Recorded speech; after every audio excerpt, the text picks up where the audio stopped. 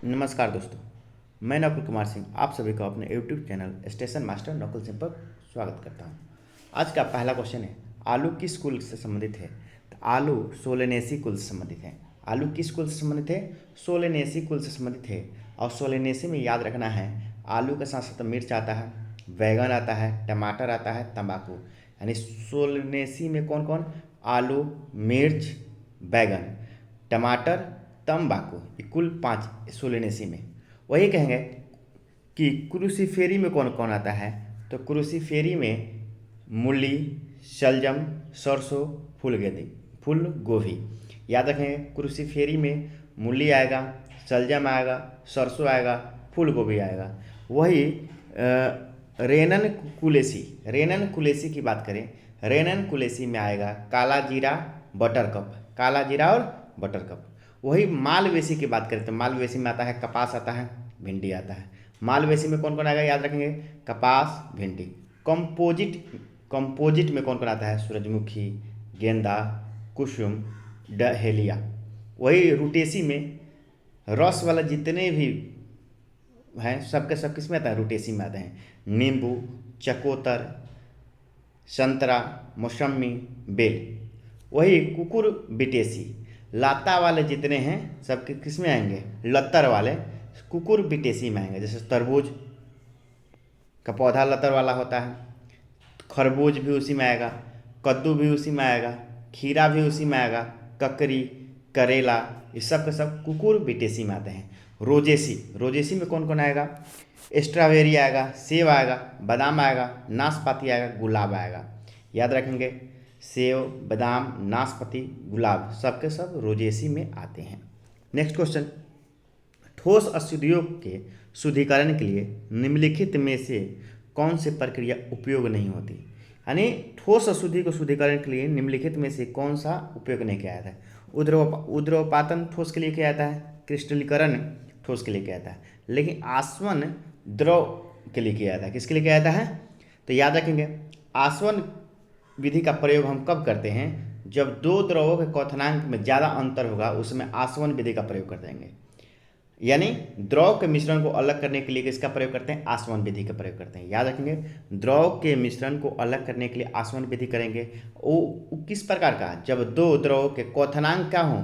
ज़्यादा हों, क्वथनांक के अंतर ज़्यादा हों तो किसका? आसवन विधि। जब क्वथनांक का अंतर कम होगा तो उसमें आंशिक आसवन विधि का प्रयोग किया जाता है। वही ऊर्ध्ववादन क्या होता है? ठोस मिश्रण को अलग किया जाता है।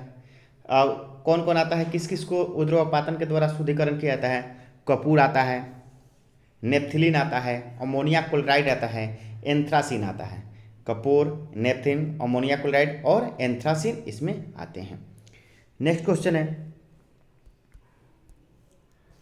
निम्नलिखित पर विचार कीजिए। परासरण के प्रक्रम में विलायक सांद्र घोल से तनु घोल की ओर जाते हैं। गलत है। परासरण में क्या होता है? परासरण में कि जो प्रकरण के विलायक होते हैं सांद्र घोल से तनु की ओर नहीं, तनु घोल से सांद्र की ओर जाते हैं। तो इसका उल्टा दिया हुआ, इसलिए गलत है। दूसरा कह रहा है कि प्रतिलोम परासरण में तनु घोल पर बाह्य दाब लगाया जाता है। नहीं, प्रतिलोम परासरण में तनु घोल पर नहीं, सांद्र घोल पर बाह्य दाब लगाया जाता है। इसीलिए दोनों को दोनों गलती है, इसीलिए न तो 1 न तो 2, दोनों गलत हो जाएगा।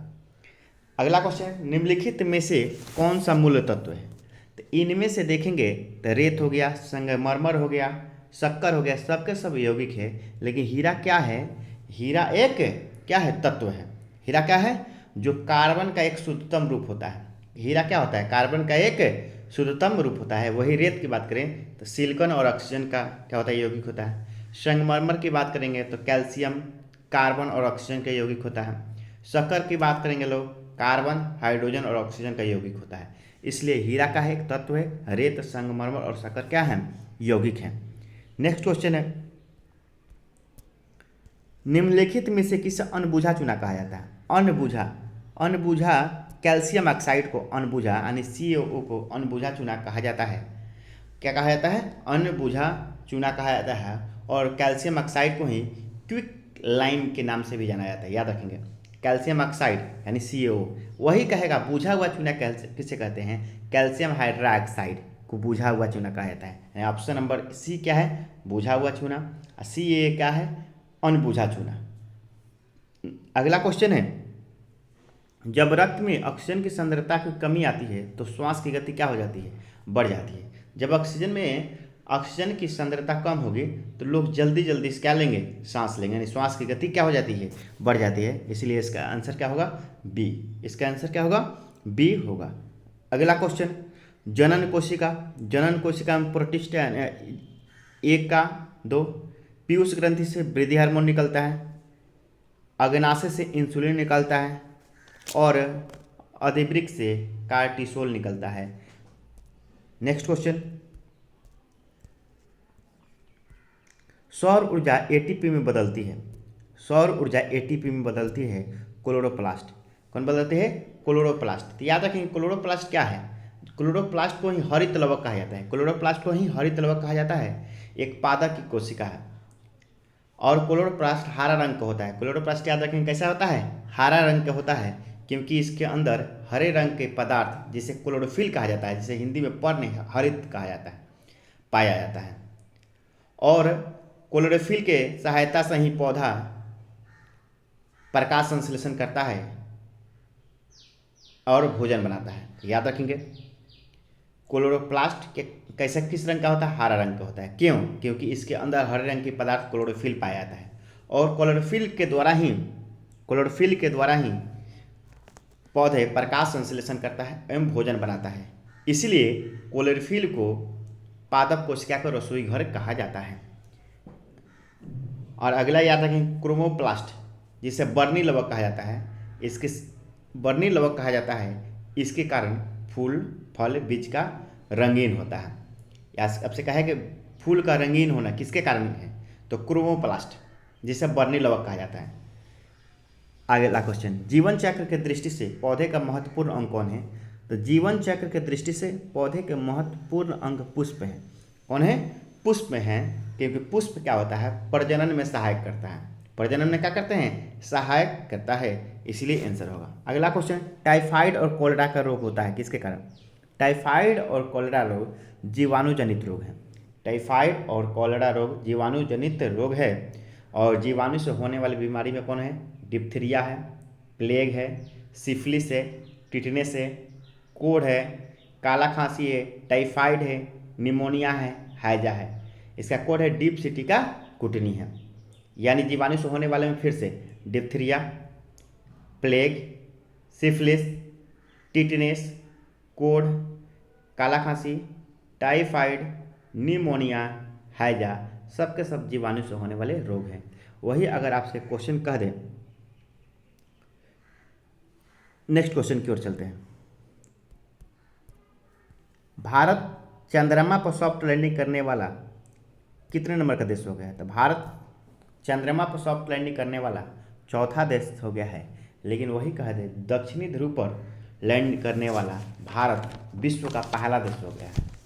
चंद्रयान 3 की बात करते हैं, तो चंद्रयान 3 को 14 जुलाई 2023 को सतीश धवन अंतरिक्ष केंद्र श्रीहरिकोटा से LV-M3M4 रॉकेट से प्रक्षेपित किया गया। याद रखना है, अभी वर्तमान में इसरो का अध्यक्ष कौन है, एस सोमनाथन है। अगर कहा है चंद्रयान 3 के मिशन डायरेक्टर कौन थे, तो मोहन कुमार थे। लेकिन प्रोजेक्ट डायरेक्टर की बात करेंगे, पी बीर मुथवेल क्या है, प्रोजेक्ट डायरेक्टर है। वही मिशन डायरेक्टर की बात करेंगे तो मोहन कुमार। वही इसमें लैंडर का नाम विक्रम था, रोवर का नाम प्रज्ञान था, और रोवर में कुल कितने पहिए हैं, 6 पहिया हैं। कितने हैं, 6।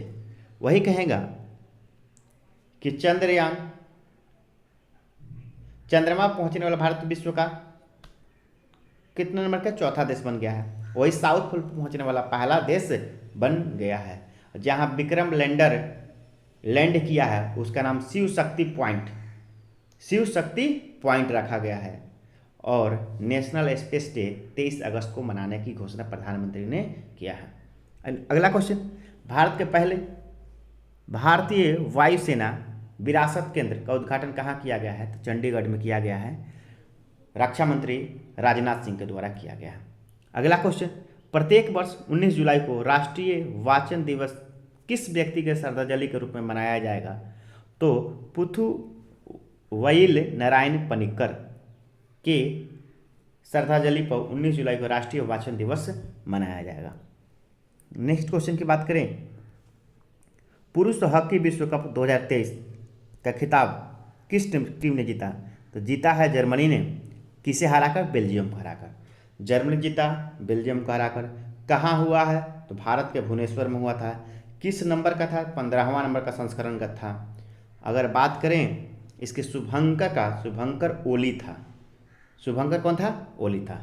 इथेनॉल प्रमोशन पॉलिसी लागू करने वाला देश का पहला राज्य कौन बन गया है? तो अपना बिहार बन गया है। इथेनॉल प्रमोशन पॉलिसी लागू करने वाला देश का पहला राज्य कौन बन गया है? अपना बिहार बन गया है। विश्व का पहला प्लेटिपस अभयारण्य किस देश में खोला गया? तो ऑस्ट्रेलिया में खोला गया है। विश्व का पहला प्लेटिपस अभयारण्य कहाँ खोला गया है? ऑस्ट्रेलिया में खोला गया है। भारत सरकार द्वारा सबके लिए आवास मुहैया कराने का लक्ष्य कब तक रखा गया है? तो अब हो गया है 2024। पहले 2022 था, 2 वर्ष बढ़ा दिया गया है। 2 वर्ष इसे क्या कर दिया गया है? बढ़ा दिया गया है।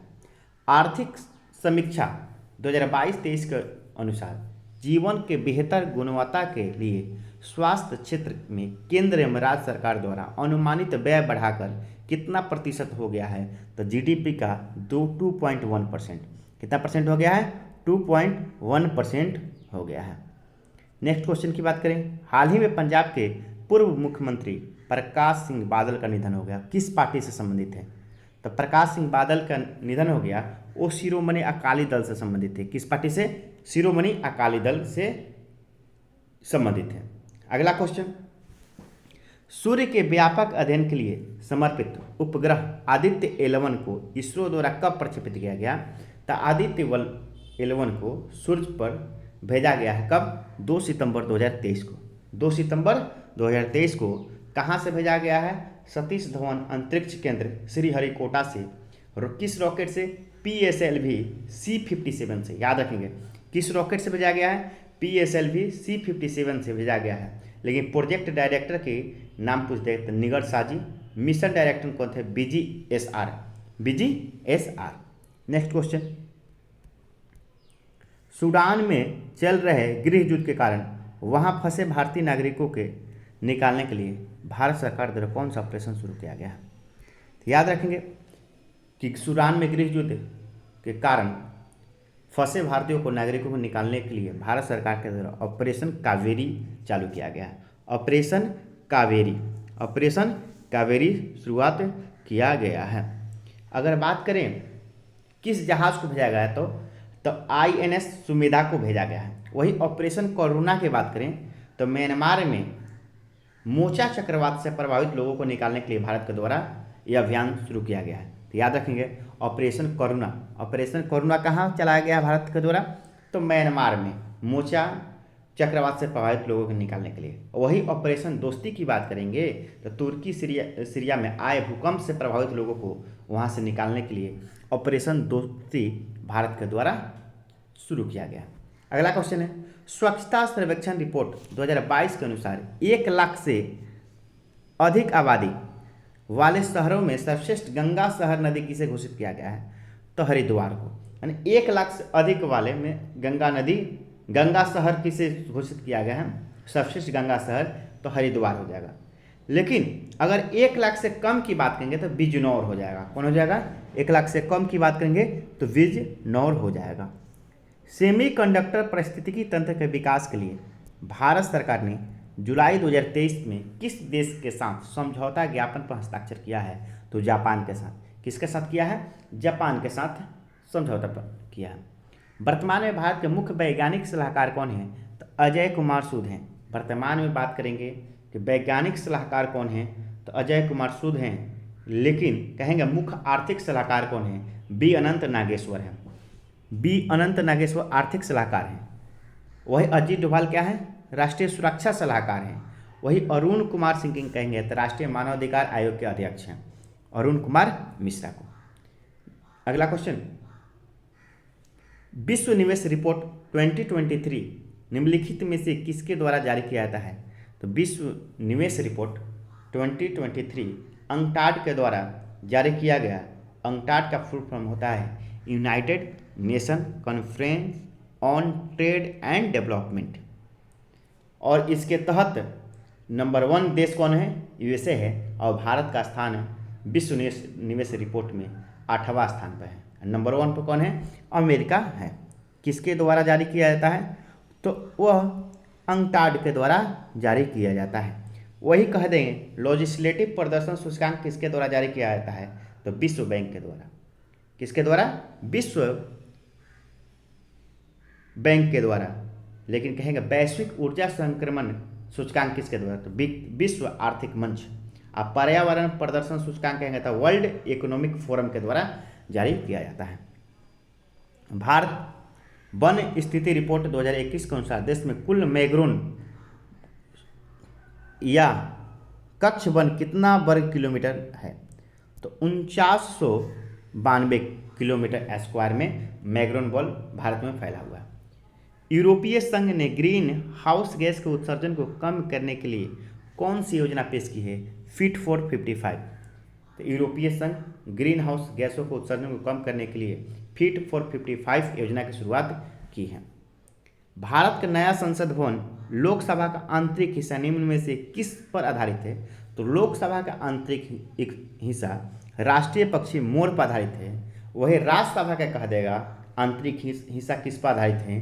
तो राष्ट्रीय फूल कमल पर आधारित हैं। वही क्वेश्चन कह देगा कि संसद भवन का परिसर किस पर आधारित है?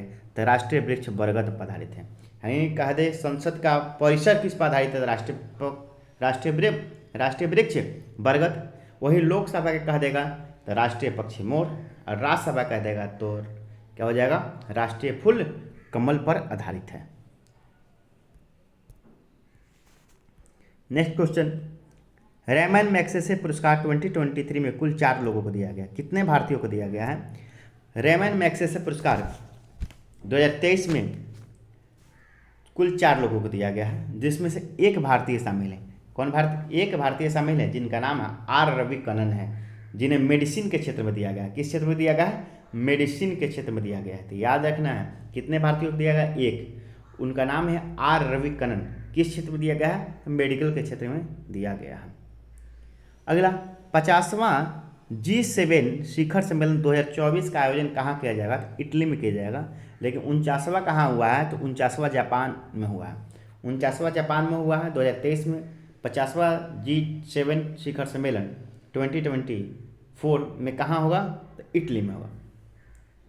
निम्नलिखित में से किस राज्य में भारत की पहली वानिकी विश्वविद्यालय स्थापना किया जाएगा? तो तेलंगाना में किया जाएगा। यह विश्व का तीसरा होगा। इससे पहले रूस और चीन में एक एक खोला जा चुका है। नेक्स्ट क्वेश्चन, निम्नलिखित में से किस देश ने चांद की सतह पर पहला मिशन चंद्र रोवर राशिद को प्रक्षेपित किया है? तो वह यूएई है। कौन है? यूएई, जापान के सहयोग से। अगला क्वेश्चन, वर्ष 2024 में प्रयाग हिंदी सम्मेलन का आयोजन कहाँ किया गया? तो बिहार में किया गया है। याद रखें, तो वर्ष 2024 में प्रयाग हिंदी सम्मेलन का आयोजन कहाँ किया जाएगा? तो बिहार में किया जाएगा। निम्नलिखित में से किस राज्य की सरकार ने मुख्यमंत्री शिक्षा पुरस्कार योजना की शुरुआत किया है? तो ओडिशा सरकार ने किया है। कौन सी सरकार किया है? ओडिशा सरकार ने मुख्यमंत्री शिक्षा पुरस्कार योजना की शुरुआत किया है। नेक्स्ट क्वेश्चन, केंद्रीय आर्थिक सर्वेक्षण के अनुसार अप्रैल से सितंबर 2022 तक भारत में एफडीआई निवेश करने वाले में शीर्ष पर कौन है?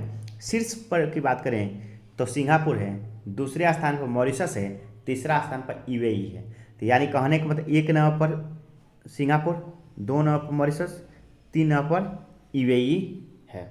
अगला क्वेश्चन है, भौतिक भूगोल का जनक किसे माना जाता है? तो भौतिक भूगोल का जनक पोलोडियम को माना जाता है। किसे माना जाता है? पोलोडियम को माना जाता है भौतिक भूगोल का जनक। वही आपसे क्वेश्चन कर दे, सांस्कृतिक भूगोल का जनक किसे माना जाता है? कार्ल ओ सांवर को माना जाता है। सांस्कृतिक भूगोल का जनक कार्ल ओ सांवर को माना जाता है। वही व्यवस्थित भूगोल का जनक कहेगा तो इरेटोस्थनीज को माना जाता है। इरेटोस्थनीज को माना जाता है वो, लेकिन भूगोल का पिता कहेगा तो हिकेटियस किसे माना जाता है? भूगोल के पिता कहा जाता है हिकेटियस। यह है भूगोल के पिता, यह व्यवस्थित भूगोल के पिता, यह क्या है? सांस्कृतिक के भूगोल के पिता। कार्ल ओसावर क्या है? सांस्कृतिक भूगोल के पिता। इरेटोस्थनीज क्या है? व्यवस्थित भूगोल का जनक। हिकेटियस क्या है? भूगोल का जनक है। लेकिन वर्तमान भूगोल के जनक की बात करें तो अलेक्जेंडर हमबोल्ट को माना जाता है। अलेक्जेंडर हमबोल्ट को माना जाता है। वही गणित भूगोल की बात करेंगे तो थेल्स या एनेक्जीमेंडर को माना जाता है। मानचित्र का जनक किसे माना जाता है? एनेक्जीमेंडर। ग्लोब के जनक किसे माना जाता है? मार्टिन बहम। मार्टिन बहम। नेक्स्ट क्वेश्चन, निम्नलिखित में से कौन सुमेलित नहीं है? पहला है बोरफोरस, काला सागर, मरमरा सागर, सही है। बेरिंग जलडमरू मध्य, बेरिंग सागर प्रशांत महासागर नहीं होगा, यहाँ पर अटलांटिक महासागर होगा, इसीलिए सुमेलित नहीं है। Option number B. दलदली और भूमध्यीय रेखीय उष्ण आर्द्रता वाली वनस्पति को क्या कहा जाता है? तो हाइग्रोफाइट कहा जाता है। हाइग्रोफाइट कहा जाता है। वही नमकीन क्षेत्र वाली वनस्पति को क्या कहेंगे? हाइलोफाइट कहेंगे। क्या कहेंगे? हाइलोफाइट। और ट्रोपोफाइट किसे कहेंगे? उष्ण कटिबंधीय जलवायु वाले पौधे को क्या कहते हैं? ट्रोपोफाइट कहा जाता है।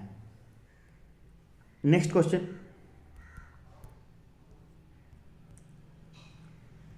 मिलाना है गर्म हवा और स्थान।